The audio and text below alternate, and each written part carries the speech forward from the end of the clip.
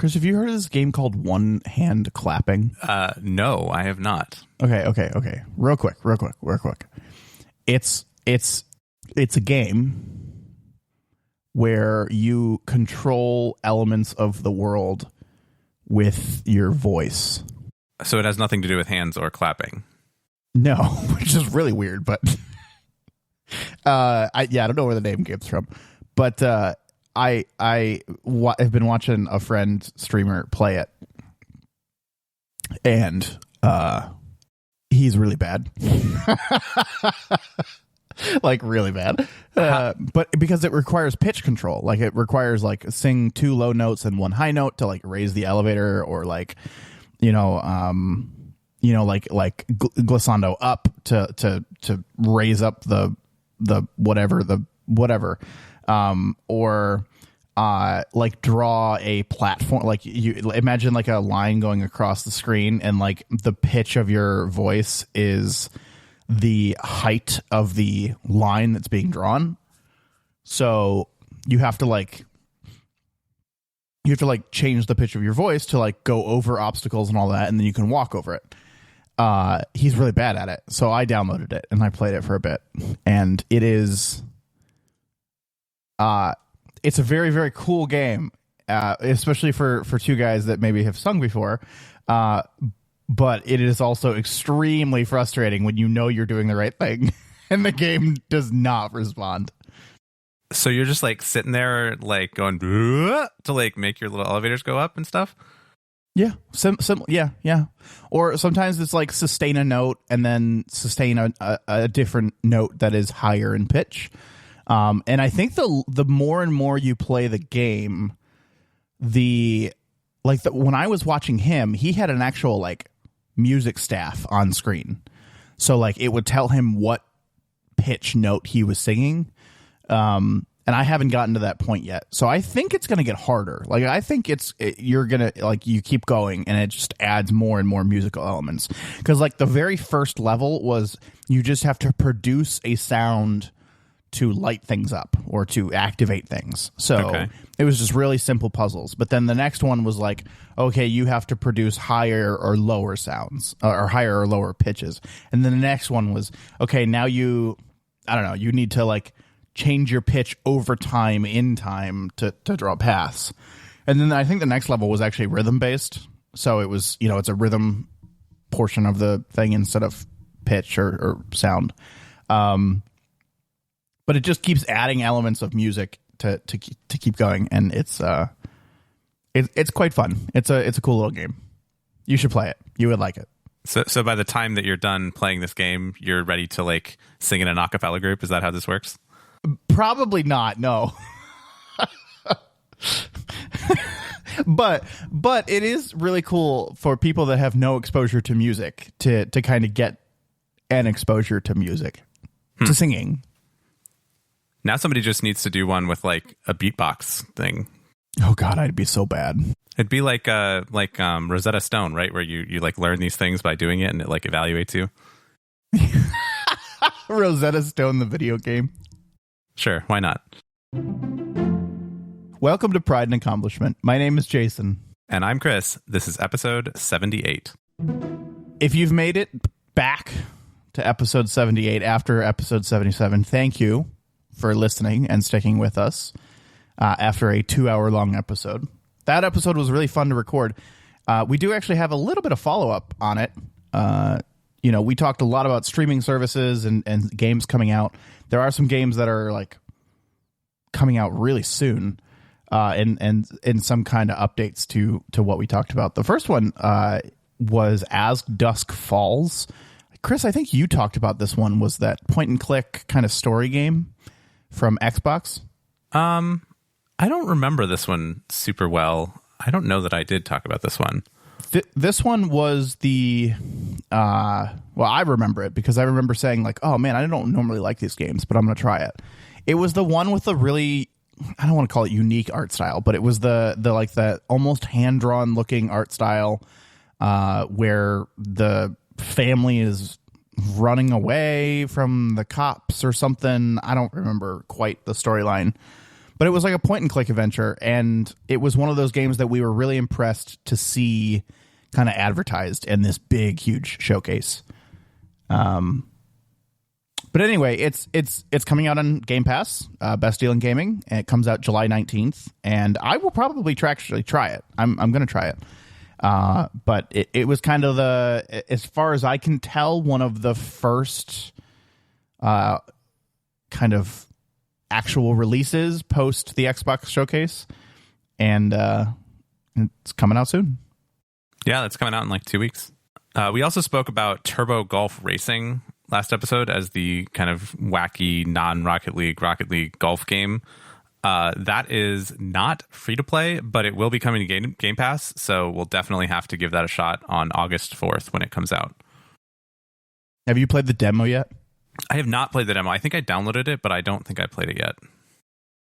You know what the demo would be really good for? What's that? Your Steam Deck. Oh, yeah. All right. Maybe I'll have to kick that download off. Is it on Steam? Yeah, the demo is, yeah. All right. I'll get it. You know what you don't need your Steam Deck for anymore? What's that? Bug snacks. Hey, talking about bug snacks. I don't understand why this just keeps getting news, but I guess this is cool.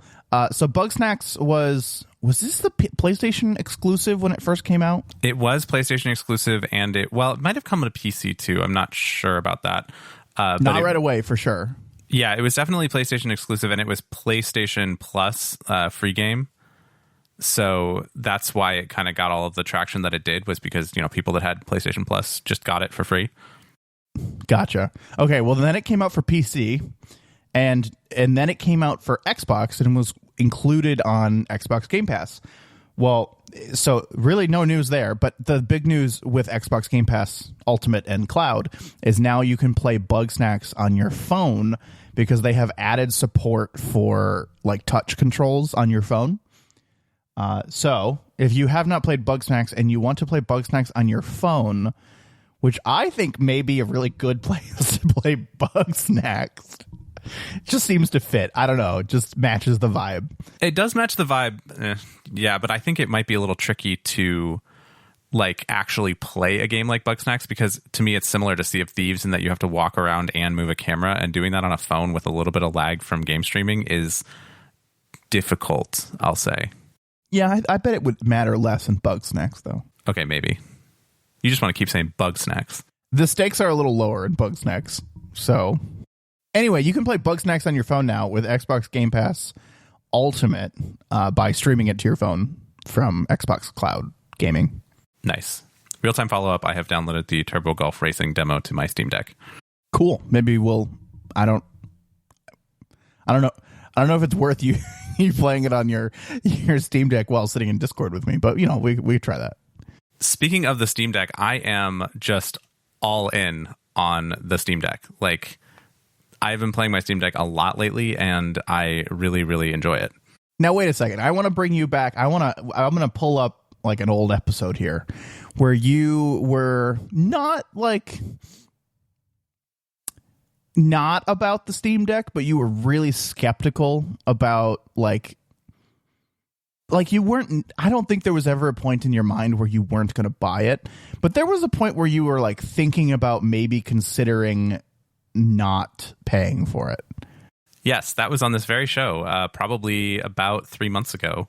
We were talking about the Steam Deck, and I said, I don't know if I really need this because it's not that exciting, and I can just, stream games to my laptop or whatever.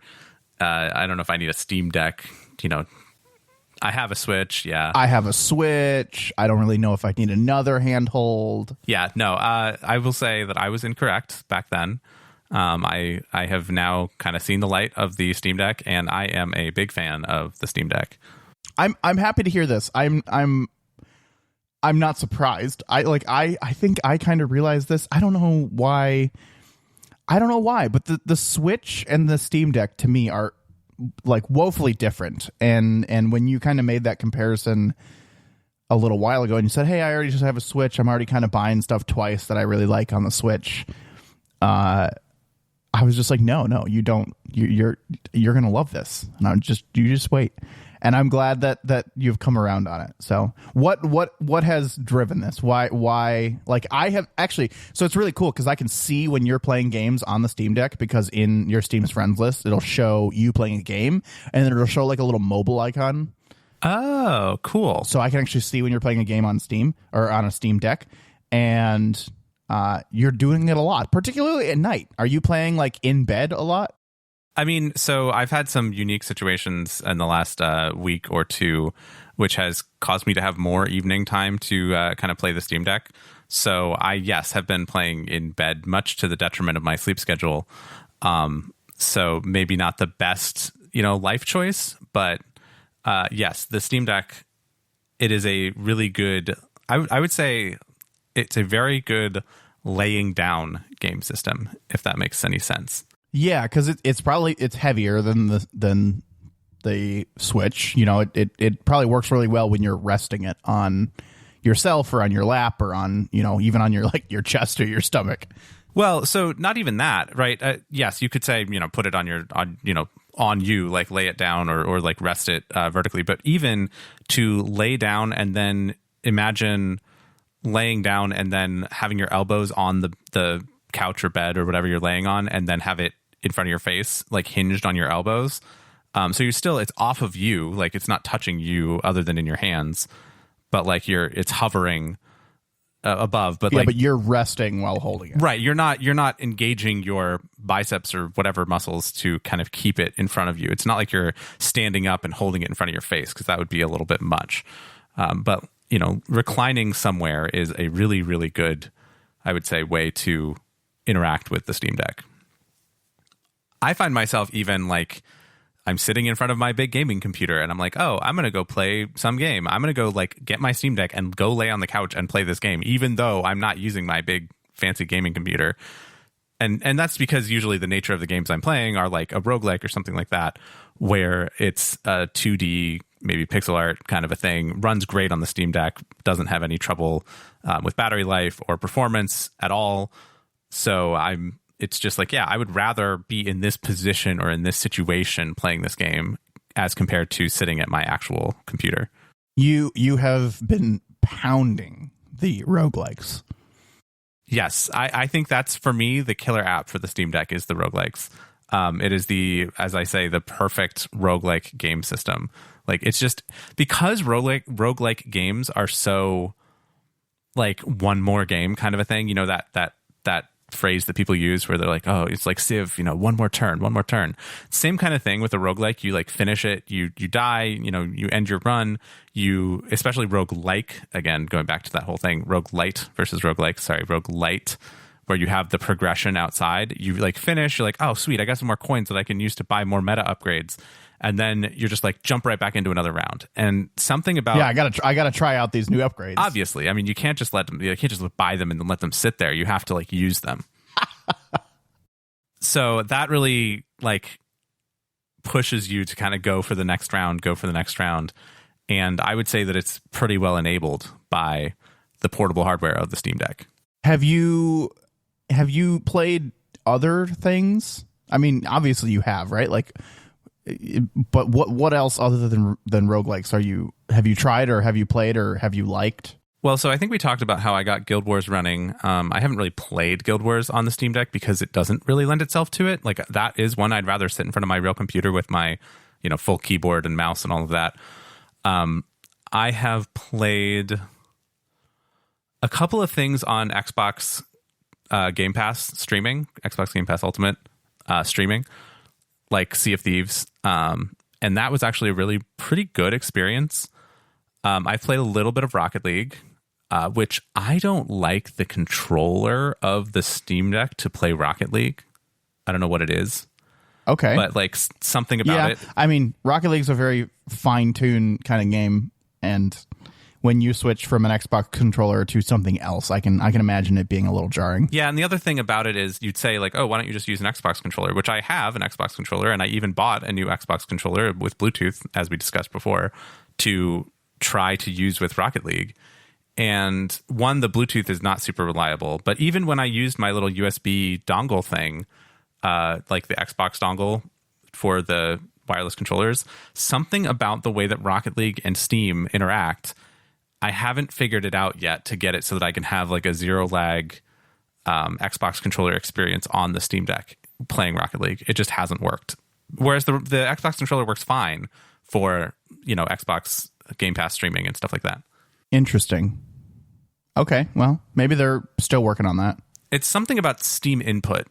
Yeah, it's something about Steam input where it like doesn't recognize the controller, and like I'll end up in a situation where it's like treating my Xbox controller as a second controller. Like it thinks the Steam Deck is the first controller and that I've added a controller, and then it's like, oh, you want to play split screen now? I was like, no, I don't. And one time I think I ended up with thinking there were three controllers because it thought that had the Bluetooth controller of the Xbox, the Xbox wireless controller of the Xbox, and then also the Steam Deck controller. And I was just like, no, stop. Like, I really just want to be able to put Rocket League into like single player mode, be like, I promise you anything I add, I want it to continue to control the same single car. Because like on the computer, like on the PC, you can switch between mouse and keyboard and Xbox. Oh yeah, good point. Good point. No problem. Yep. It doesn't like open a split screen when you do that. It's smart enough to figure it out. And this is just really odd. I mean, and it doesn't do it in the middle of a game. I mean, this is all playing in the menu. So it's like, oh, we added a new person, and you have to like go kick the other fake self from the Rocket League party. So I would say I don't remember. I might have gotten it to work with the USB dongle. I may have gotten it to work, but it was not as good of an experience as playing on a real gaming PC. So that's probably my only like downside game. I have not played that much non-roguelike stuff on my Steam Deck, I will say. How do you like the Xbox streaming thing? I mean, is it working fine? Because it's like, I don't know if it's still in beta or whatever, but it's not like seamless. It does, based on the instructions, and I think we talked about it a little bit, like you can get it to work pretty easily, but it's not, it's not just a seamless kind of app. And it is streaming. It's coming over the web. Is it, we talked about a little bit about latency. Is it a good experience? Is it something that you would actually use and play with? I would say for anything non-super twitchy, it is totally passable, totally fine. It's actually even a good experience. Like the video quality is good enough. Like you don't get very many streaming artifacts or anything like that. Again, if you're on a good connection, you'll be fine. Input lag can be just a little bit more than you would expect. So like you can kind of tell in that regard. But like the thing I played the most on it was Sea of Thieves, and I am a mediocre Sea of Thieves PvP person anyway, mediocre to bad maybe even, and I was equally mediocre to bad when playing on game streaming. But anything else with the like ship control and cannons and stuff like that was totally fine with the streaming experience. Okay, so playing this new story game that we talked about, As Dusk Falls, that's like totally cool. Yes. Yeah, I think that there's a little bit of like, I don't know. I like the smaller stuff on the Steam Deck. I know that it can do a lot of the bigger name stuff and the bigger, it can do full on rendering of, Jedi Fallen Order or Elden Ring or something. I just haven't, that level of on the go is not exactly what I'm looking for, maybe. Because I'm in my house and I have my gaming PC. So if I'm going to do that, or the PS5. So if I'm going to do something like that, I can just play those on their proper systems. Okay, you ready for the segue? I've got this great segue. Here it comes. But what if you aren't in your house, Chris? Oh, well, it's funny you should ask, because I actually had the opportunity to really put the Steam Deck in my kind of portable setup to the test last week. I went to a LAN party with a bunch of friends, and even though it was, across town, and I was driving there and I could have easily brought my big gaming PC and a monitor, I instead kind of challenged myself to bring my entire setup in one backpack. Oh, okay. All right. Which I am happy to report that I was able to do. I had all of the things, and I just like clown car exploded out of the backpack onto the desk, all of the pieces and parts that I needed in order to keep up and participate, I would say, in the game playing LAN party. I assume your Steam Deck was a major component. Yes, the Steam Deck was like the primary component. So as far as computers go, I brought the Steam Deck, and I did have my MacBook Pro, my M1 MacBook Pro, but it didn't use the MacBook Pro to play any games. Like, I didn't do any streaming of games to the MacBook. I did all of the gaming parts of this on the Steam Deck. Did you use your MacBook Pro at all? Now I'm just curious. Yeah, no, I did, because I needed it for a second screen for Discord, basically, and also for a little while until I figured out how to do it. And I don't even know if I used it, but I used the MacBook as the Discord voice machine as well, because until later on in the weekend, I could not figure out how to run two apps at the same time on the Steam Deck.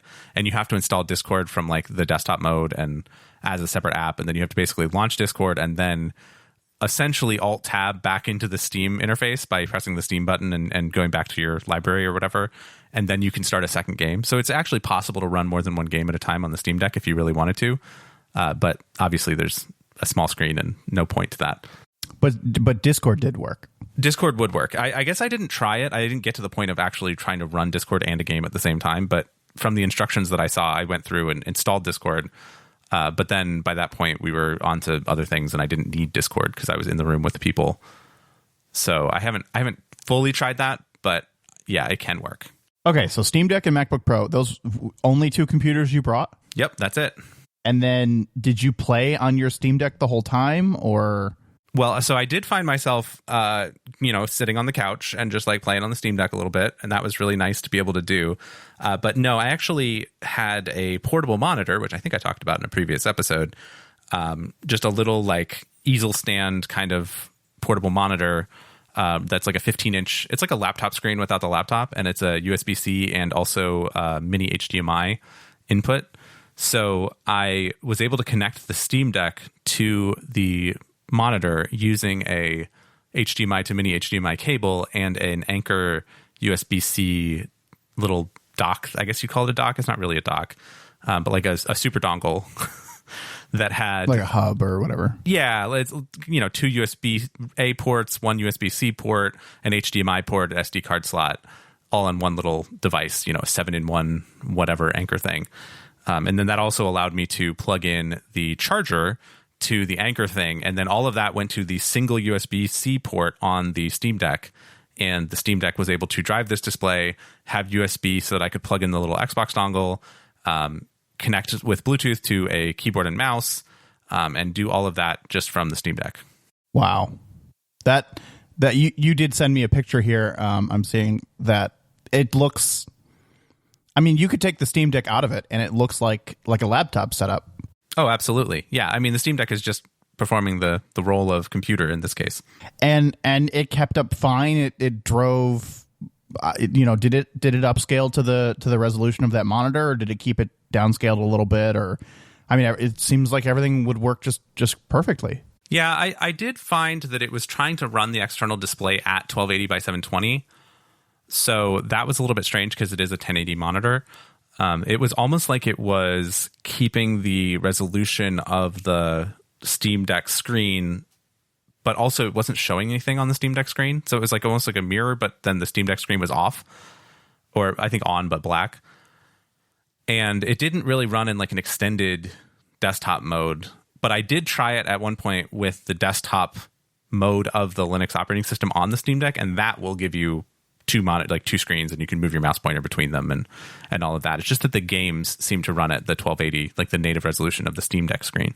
Could that be a graphics processing thing rather than like that's just what the default settings are for that game on the Steam Deck? Or do you think it was kind of just not smart enough to notice a difference? So I went into the game settings and I looked, at the resolution options, because that's the thing about the Steam Deck is that since all of the games are running as like essentially PC games, they have settings menus. It's not like a Nintendo Switch where like they take the settings menu out. So like you can get in there and you can look at all the resolution choices. And I was finding that the game was actually maxing out at 1280. And I think what I figured out, at least my rationale for it of why they might have done it this way, is that when you're running in kind of gaming mode on the Steam Deck, where, everything is kind of managed through the little nice Steam front end and it's all controller interface and all of that stuff, then it tries to keep the external screen at the same resolution as the Steam Deck in case you unplug it. And it'll just pop back over. Right, because it works exactly like you'd expect, where like kind of like a Nintendo Switch where you pick it up off the dock and it's just like on the screen of the Switch and you can just keep playing. It's the same thing for the Steam Deck. You just unplug the cable and it just blinks for a second or whatever, and it goes to the Steam Deck screen, and then you just keep going. So I think if you didn't do that, you would have some weirdness because the resolution would change and like it would have some weird flickering and not all games would handle it right. So I think that's what they do. I'm pretty sure if you were running in desktop mode, because you can run Steam in desktop mode, then you would get much more like typical PC options, and you would be able to run the two displays at different resolutions and actually put the game on the one screen or the other, go through that whole like, you know, use the stuff in windowed mode. Because everything on the Steam Deck in gaming mode is kind of all, defaults to full screen, even if it's a window. Like it puts the window in the center of the screen and just shows you the window. So I think all that was a compromise for the portability aspect of it. I mean, generally that's okay. I mean, even a 15-inch 1920 by 1080 screen downscaled to 720. You probably would notice, but it's not, again, for the type of games you're playing, it's probably not going to affect it too much. No, I would say the only thing I did notice it on was Rocket League, because it kind of looked like the Switch, where it had a lot of weird things that needed anti-aliasing and things that weren't quite happening quite right. And I didn't like tweak with the settings extensively. Like I'm sure I could have tuned it better to like turn up the anti-aliasing, but turn down some of the graphics quality stuff. I think everything was running about medium on Rocket League, and it looked fine. You know, it was enough to play. But like I said, it was not a super great experience for Rocket League. If you had this LAN party again, would you change anything? Would you take anything more? Would you not even bother with the MacBook? What kinds of are your thoughts for next time? I think I would keep the MacBook because it is nice to have a laptop with a full trackpad and keyboard. I mean, yes, I had an external Bluetooth keyboard and mouse for the Steam Deck, but switching between desktop mode and Steam like gaming mode in the Steam Deck takes like 20 seconds. Like it's not just like an alt tab. It's actually like it reboots itself into this other mode. So it's not like you just like pop open a web browser to look something up. You'd be like looking it up on your phone, because it's, I mean, yes, you could run a browser as an app in Steam in gaming mode, but like, again, typing is a pain and whatever.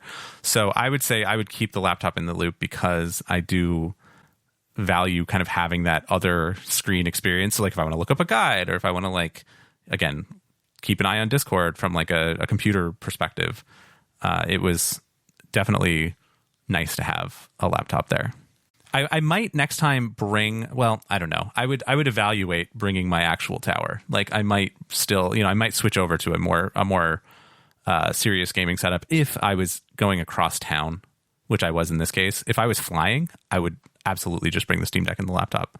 Gotcha. Yeah. I mean, that's a great solution for like heavy travel, especially it all fits in one. I mean, the monitor alone, like that, I love that monitor. We've talked about it before on the show, and it is on my wish list now for the next time any gift giving season comes up, because it's a perfect mobile kind of solution, because it does fold up and protect itself and then go right into a backpack. So I see what you're saying there. Yeah, if you're driving in a car like for a half hour, you sure bring your tower. But I expect to be traveling a lot for work coming up. So hopefully by the time that happens, I will have a Steam Deck, and I have done it before where it was my old MacBook Pro, and I booted it into Windows, and had a full gaming setup in a hotel for 4 weeks. So what you're describing here right now with the Steam Deck is exactly what I did with a MacBook, but you boot it into Windows. But I would much prefer probably to do it with the Steam Deck. It just seems like it would work better.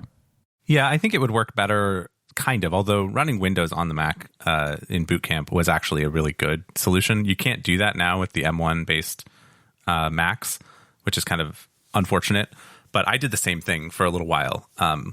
I was traveling for a long time, and I just brought my MacBook Pro and sometimes booted it into Windows. Oftentimes I just found games that I liked that I could play on the Mac and just played them native. But now the Steam Deck has definitely kind of opened all that up. I almost wish they would have like somehow that the Steam Deck could be even more like graphically powerful, just a little bit. They have a 15-watt processor in there. I'm wondering if if we could have gone up a little bit more. There's a bunch of space. I don't know if you've seen a Steam Deck like sitting on a table, but like the grips are really deep and then it's kind of flat. I don't know. You can fit your hand underneath the Steam Deck when it's sitting on a table because like the screen is suspended between the two grips. Again, it's kind of like if you put a Nintendo Switch with like big bulky grips on the sides, it would sit off the table. And I'm wondering, like, could we put more cooling in there, like a bigger fan, so that we could have had a bigger processor or something? Or could we have put more battery in there so that it could last longer? The one interesting thing about the Steam Deck is that it's very battery dependent on the game that you're playing, and it'll tell you exactly like how many watts it's drawing and how much time you have left on the battery and all that stuff. And it's so different between game to game. Because the games don't know. The games don't know they're running portable. Like on a Switch, you kind of understand that you might be running in handheld mode, but like, and the Switch does vary from game to game, but like it's optimized for that a little bit more. Here, it's just PC games. So like sometimes they're super deficient on power and sometimes they're not. So it's interesting. Well, you're just gonna have to wait for the Steam Deck 2, coming 2023. I was listening to a podcast about the Steam Deck and the hosts were talking about how they had gotten a Steam Deck, and I was thinking to myself, I'm like, if they make a Steam Deck 2, it's going to be tough not to go for it if it's really better than the Steam Deck 1, because I really do like this thing. If they make a Steam Deck 2, I don't think it's going to come out until at least 2025. Yeah, maybe 2024, I would say. They're still shipping the pre-orders. Okay, fine. Yes, that's true. They will still be shipping the pre-orders through 2023. Yeah, that's probably true. Into 2023. One news article that did come out in the last couple weeks is that they said that they are doubling their production capacity for the Steam Deck. So hopefully that will pull your date a little sooner. Yeah. So I read this article and I was less optimistic than you were, because the news article said, that they essentially are exactly on time. They finished all Q2 pre-orders prior to July 1st, which is the end, the first day of Q3. Then it said, and we're doubling the production quantities, kind of for the next round. But it didn't say whether that doubling was in line and expected, when they did the scheduling, or if it will put them ahead of schedule. And that's kind of the information I really wanted, because, you could see that, like, hey, we can do stupid numbers here, right? We could do 10,000 units in Q1, we could do 15,000 units in Q2, and then because we're getting really good at it or whatever, we could do 30,000 units in Q3. And that's just what they've always planned to do. That's what car companies do. That's what manufacturing does, right? They get better and better at it. They get more efficient at it as they go. So I was really hoping they would say, hey, we doubled our capacity, higher than expected. But, they could have doubled their capacity and said, oh, yeah, Jason's still getting his in the middle of Q3 and no earlier. Maybe. But I did find that I was tracking before I got my, pre-order option for my Steam Deck. I was watching kind of the who was getting in kind of a thing, like, and there's a whole Reddit community about how to figure out when your Steam Deck is going to come. And they were looking at the like order times that everybody had gotten, and they were finding that like as time went on, the like minutes past 1 p.m. Eastern, which was, when it went live a year ago now, they were just looking at like how many minutes it was advancing kind of per week and per drop, because it was just like, hey, if you get a order email, tell us what date you got your order email and what time you put in your order, and we'll use that, the furthest one that we find in each region and each capacity and each configuration, whatever, and use that as kind of like the high water mark of where we are in the process. And so then what they were finding was at first it was moving at like 30 seconds at a time or something. And now it was moving at like minutes, like 5 minutes a week or something like that. But it was like getting bigger and bigger as they went. And that could either be that they're shipping more, or that they had fewer orders that weren't right on top of the time when they came out. So like you might be okay. Like if they start going, 10 minutes or 30 minutes at a time each week, Like that may just be that there are fewer. It's like a more sparse, graph of orders that they have to fill. Yeah.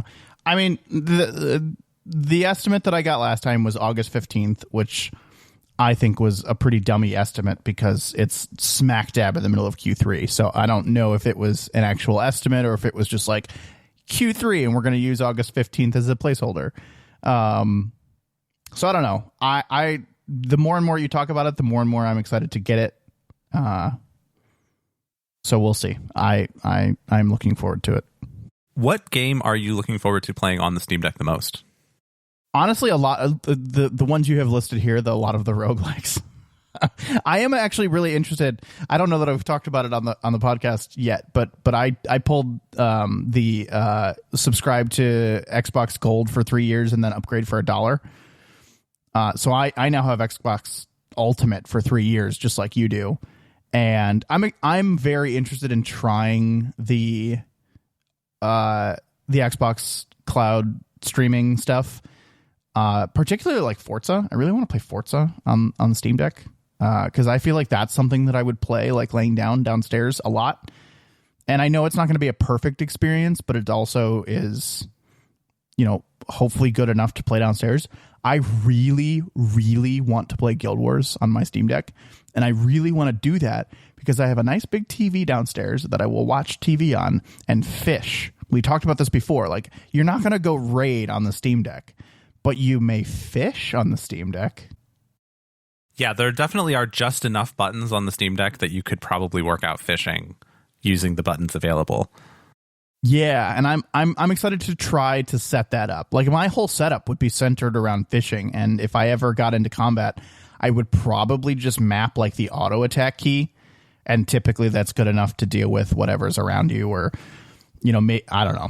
Maybe I'd set it up under a shift key so it'd be harder to press, but you would only use it every now and then, and it wouldn't be a big deal. But I'm really excited to try that because I think, I kind of want the achievement that you got for fishing, but I also don't want to, sit at my computer and do it. If I'm going to do that, I'm going to go lay down in the bed, watch TV, and, fish on my Steam Deck. That sounds really cool. But yeah, no, that's what I'm excited for. I want to try Rocket League. Some of those other things. I don't know that the Steam Deck would leave my room, like my bedroom.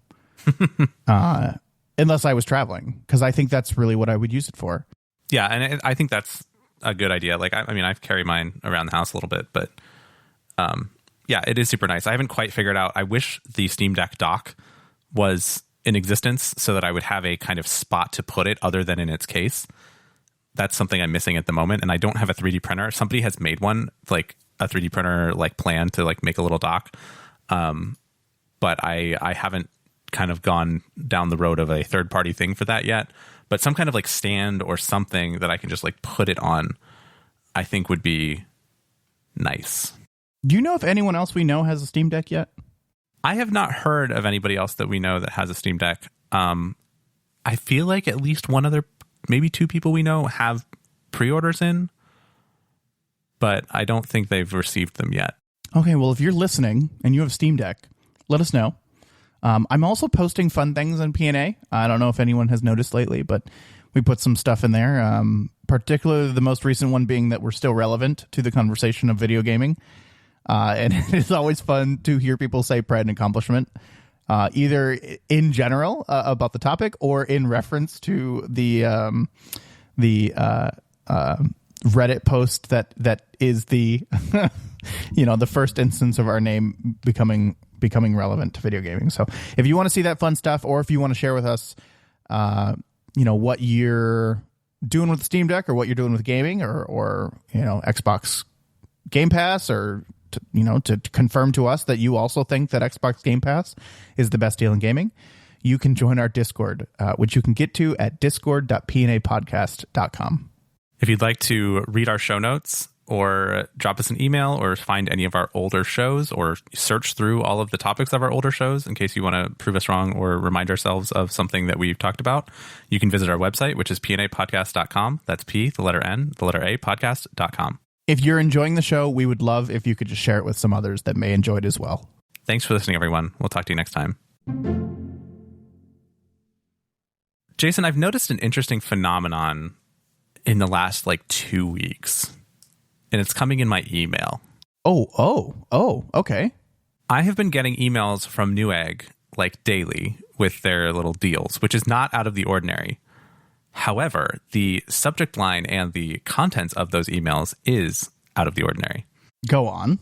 They have been sending emails with advertised prices and quote unquote discounts on graphics cards. Wait. So they're sending you emails to say, hey, graphics cards cost what they cost? I mean, kind of, right? So GPUs have always been a little bit weird because they have the kind of MSRP and like the Founders Edition model, the one that NVIDIA makes, for instance, that we're talking about NVIDIA, and then they give it to all of the different, like the other vendors like Gigabyte and Asus and all of those, and they make all these different configurations of them. And so then the prices on them get a little bit weird. Like they can make them cost more if they have, more fans on them or more video RAM or more whatever. But yes, I am finding things that are saying like, we have these in stock and you can buy them for here's what the price was and knock $100 off of it. And now it's kind of closer to MSRP. And they have been doing this, I think, almost every day for the past like 10 days. Are you tempted? I thought you were pretty set on waiting. I mean, I was very set on waiting when it was completely impossible to buy them. Sure. Yeah. But yeah. Okay. Well, that's, you were content on waiting when it was impossible to get one. But like, are you going to continue to wait, or do you think you might go with a 3000 series card? So I've been seeing a lot of things about the 3070, the 3070 Ti, and the 3080 actually being like available to buy. And it's definitely tempting because it's like, oh man, here they are. They're like available and all of that. And I looked up benchmarks and I'm like, ooh, I'm still in a 1070. So like it would be a pretty big step up. Like it would be at least doubling in performance of what I have now. But then I went and looked up the like reviews from the 3070 and the 3080 when they came out. And those, I think it was the 3080 came out in October of 2020. Yeah, no, they're still old cards. And yeah. And so that's the thing that's really giving me a lot of pause where I'm looking at that and I'm like, I could get this now, and that would be really cool because I wouldn't have to like, watch the sites and find it when it's in stock and do the whole dance about, getting a GPU, which is even without, crypto being a problem, still was hard back in the previous times, like on the launch of things. I could do that and I could just be like, yeah, I'll just get this and it'll be plenty good for me. But then I know that it will drive me absolutely nuts if within 6 months they come out with the 4000 series. And I just bought a 3000 series and I'm planning to keep this GPU for 5, 6, 7 years because that's kind of what I do. And so I am in the, now I'm at the point where I'm like, I'd like to do this. And now it's at the wait for the next brand new version and then jump on that and keep it forever. I think because the 3000 series cards are, I say so old at this point, but they're not so old. They're not new anymore. That we could potentially see a significant performance bump in the 4000 series cards. Yeah, my dream is to run 3 2560 by 1440 monitors at 144 hertz from a single graphics card. That would be amazing if I could do like a, little surround type thing from a single GPU. You can do that now. Not from my 1070. Not from your 1070. No, I can do that with my 2070 Super, though. Does it get good frame rate? Yeah, depending on what I'm playing, sure. Interesting. If I'm running like Rocket League or Guild Wars Guild Wars is it doesn't hurt Guild Wars, let's just say. But I think in something like Forza, where if I wanted to turn on surround, I wouldn't be getting over 60 frames. But I could get 60 frames doing that. Wow. Okay. But if you want 144 frames at 1440 3 monitors surround, I bet a 3000 series card could do it. But again, the 4000s are theoretically right around the corner, and If you're not doing anything that like requires a new graphics card, I'm the last person to tell you to wait, but I would actually recommend to wait in this case. Yeah, I mean, I have no urgency to this. My current GPU is working fine, knock on something. But it is something that I'm starting to entertain. And I don't know if I care about 144 frames per se, but like solid locked 60 would be the bare minimum of what I'm looking for. Yeah, I'm pretty sure I could pull Forza at 60 frames, 3 monitors surround. So, but I have a 2070 Super, which is 4 generations newer than yours, I think. Maybe. At least 3. Yeah. So, and then a 3080 is another 2 generations on top of that. Yeah, kind of. I mean, in terms of chip levels, it's probably only a couple, but yes. I'm just going to wait at this point. You should just wait. Just wait. Don't do it.